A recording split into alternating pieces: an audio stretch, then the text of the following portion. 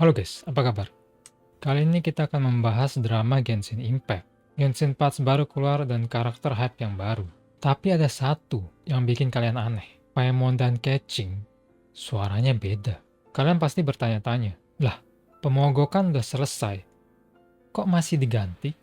SAG-AFTRA, Serikat Aktor Besar di Amerika Serikat, secara resmi menyatakan bahwa pemogokan pengisi suara game berakhir 11 Juni 2025. Semua pengisi suara boleh balik kerja, kecuali dua orang ini bro. Kylie Mills, pengisi suara Keqing, dan Corina Botger, pengisi suara Paimon. Kenapa? Karena mereka ngotot. Mereka tuh kayak, Genshin belum tunduk ke perjanjian serikat. Aku nggak mau balik sebelum mereka serikat. Buktinya, Corina bilang sendiri di interviewnya, yang lain balik kerja, mereka masih nongkrong bro. Waktu pengisi suara lain mulai ngisi suara baru buat karakter Genshin, Kylie langsung ngegas. Ini sebenarnya agak kejam. Jika kamu butuh uang, sekurang-kurangnya ambil peran itu tanpa perlu disebutkan namanya. Ini hanya terlihat seperti cara mudah untuk mendapatkan pengaruh. Itu tidak bagus. Kalian bayangin, dan nyebut pengisi suara pengganti itu kejam. Padahal, pengisi suara baru ini cuma kerja nyari duit, enggak nginjek siapapun. Pengisi suara yang aku maksud ini adalah Jacob Takanashi. Dan kemudian, balasan netizen keras. Saya suka Keqing, tetapi jika kamu mengeluh tentang pengisi suara baru yang harus mengambil alih jabatan, itu merupakan tindakan yang merugikan dirinya. Dia tidak akan bertindak seperti yang kamu lakukan. Tolong, tetaplah pada jalur kamu dan lakukan pengisi suara yang sebenarnya, alih-alih mengejar pengisi suara baru. Apa yang baru saja kamu lakukan juga tidak terlihat bagus. Saya sangat kecewa dengan tindakan kalian semua selama pemogokan ini. Saya mengerti bahwa ini adalah masa yang membuat frustasi, tetapi mengarahkan kemarahan kalian kepada sesama pengisi suara, terutama di depan umum, adalah tindakan yang sangat tidak profesional dan kasar. Setelah drama-drama panjang mereka, Kylie lalu bikin klarifikasi yang malah makin aneh. Minta maaf, tapi sambil ngegas. Sejujurnya, saya telah dinasihati untuk tidak terlibat lebih jauh dalam situasi ini. Tetapi, saya merasa ini adalah hal yang benar untuk dilakukan. Jadi, berikut ini. Pertama-tama, saya menyadari kritik saya terhadap Jacob seharusnya tidak pernah dipublikasikan. Meskipun saya bukanlah orang pertama yang memberikan tanggapan, melibatkan penggemar lebih jauh tidaklah perlu dan hanya akan menyebabkan lebih banyak pertikaian. Saya juga minta maaf karena mengangkat tweet publik yang saya lihat sekilas tentang dia yang membeli rumah.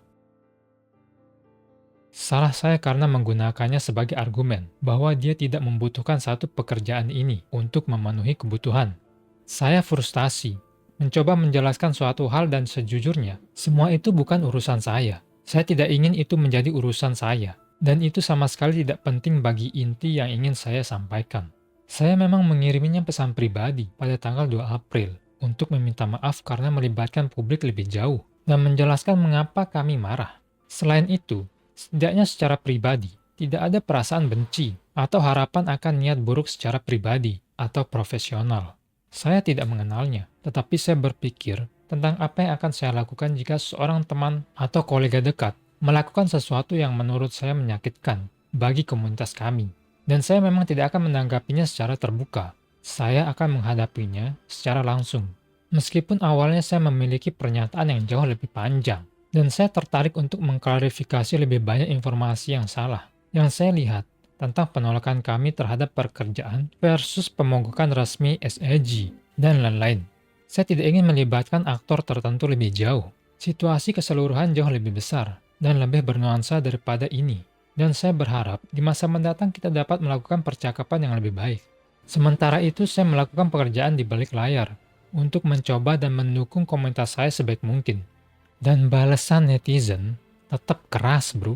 Ini adalah langkah ke arah yang benar. Pengisi suara lain yang menyerang secara terbuka dan tidak profesional harus mengikuti. Namun butuh waktu lama sebelum kepercayaan publik dipulihkan. Kalian semua punya banyak kesempatan untuk mundur selama kekacauan ini, tetapi memilih untuk meningkatkan resiko. Itu akan menjadi hal yang menyebalkan dariku, anjing. Saya masih berharap kamu akan diganti, tapi ini adalah langkah pertama ke arah yang benar. Kamu salah besar. Apa yang kamu lakukan adalah bullying murni dan sederhana, tidak profesional dalam segala hal.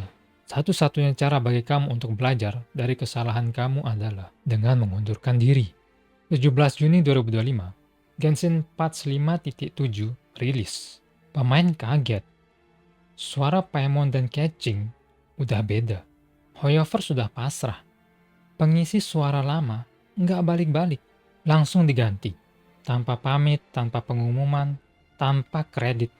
Di postingan Reddit mengatakan, Paimon dan Catching, pengisi suara Inggris telah diganti. Pengisi suara Inggris Paimon dan Catching telah resmi diganti pada versi 5.7.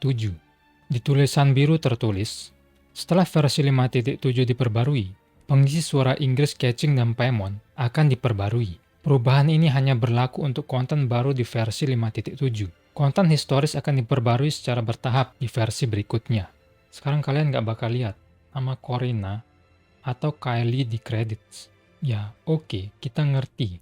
Kalian pengisi suara yang idealis.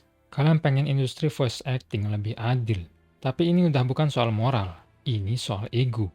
Pemogokan udah selesai. Serikat udah lepasin larangan kerja. Pengisi suara lain udah balik. Bahkan pengisi suara top tier macam Zeno Robinson udah balik kerja. Pengisi suara Zeno Robinson yang ngisi suara Setos. Tapi yang nyebelinnya, dua orang ini masih ngambek. Dramanya terlalu berjilid-jilid.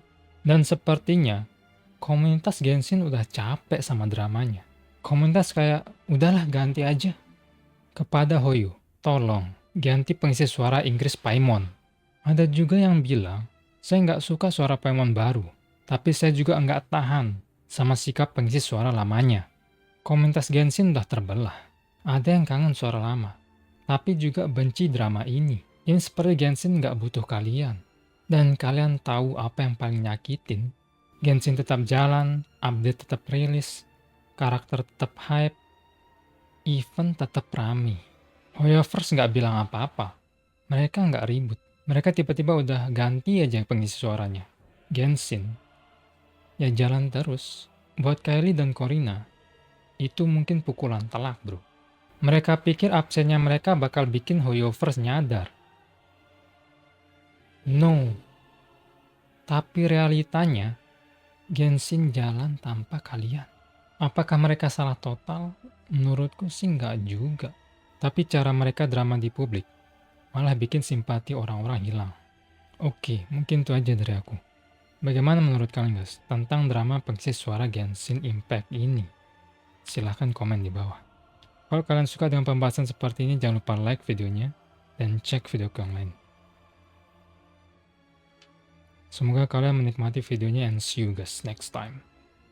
Peace.